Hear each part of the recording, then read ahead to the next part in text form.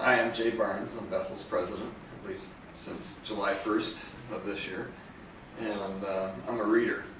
I've been a reader since as long as I can remember. I remember being a reader in elementary school and reading voraciously then. And for me, it's one of the most relaxing and fulfilling things to do. Give me a good book and a quiet place in which to read it, and I really feel restored. Over the last few months, I've been looking at several different books. Today I want to highlight a couple of those books for you to give you a little insight into things that feed my mind and challenge me, both personally and professionally. So let me share a few of my books with you. One of the books that I read this spring was the book Transforming a College by George Keller. And it's a book about Elon College, a little college that really changed itself in its position in the higher ed marketplace. Elon was kind of a little known place. It's become a relatively well-known place. It has done that by paying attention to several different strategies for elevating its role and its position in higher ed. They have a formula for success: quality everywhere, addiction to planning, selecting, training, and rewarding people, strong devotion to student growth, financial model that works, and skill at marketing. As I'm thinking about leading at Bethel, to have an example of another place that's been through a transformation that was at one level and wanted to be at another, this book has given me lots of pause to stop and think. I also tend to read a lot about leadership and thinking about who I am as a leader, how to be a leader in a way that's honoring to other people and honoring to God.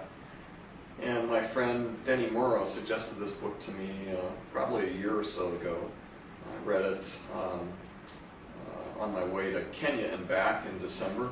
It's called Leadership and Self-Deception. It's put out by the Arbinger Institute. It's one of those fun to read books because it's set up in a parable fashion. It takes a mythical company, a mythical employee, new employee coming into that company, and talks about how that new employee gets acculturated to a very different climate of an organization that seems unusually healthy, unusually growth producing for its employees. And for me, one of the interesting subtexts in this is, as the new employee is coming into the new organization, it's also causing him to reflect on how he interacts with his family, his wife particularly, and his teenage son. The basic point of the book, Leadership and Self-Deception, is that we tend to put ourselves and others into a box and see them in a certain way.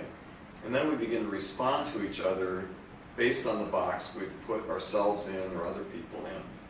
And rather than treating people as people, treating people as, in my words, created in the image of God, we reduce them more to objects and treat them in a functional way rather than in a respectful way. So Leadership and Self-Deception challenged me to think about my style of leadership, how I treat other people, and why it's important to treat people as really worthy bearers of the image of God. The myth of excellence is one that I'm almost through. Why great companies never try to be the best at everything.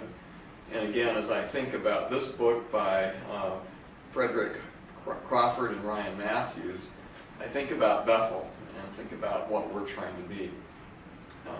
How is it that we position ourselves? How is it that we market ourselves? How is it that we make choices about where we put our limited resources? And so the authors of this book, who are experts in analyzing organizations, say that organizations have to pick a prime area in which they're going to be distinctive from everybody else and put most of their efforts into achieving excellence in that area. Beyond that, there's a second area of focus which, again, sticks out from the pack but is not at the same level. And then three areas that they talk about where you have to be at least average. So I think about all the different parts of Bethel. I think about seminary. I think about the College of Arts and Sciences. I think about the graduate school and the College of Adult and Professional Studies, each of which has a different market niche and approach to students. I think about how this book can help us make decisions about where we allocate resources. What we decide at Bethel is most important.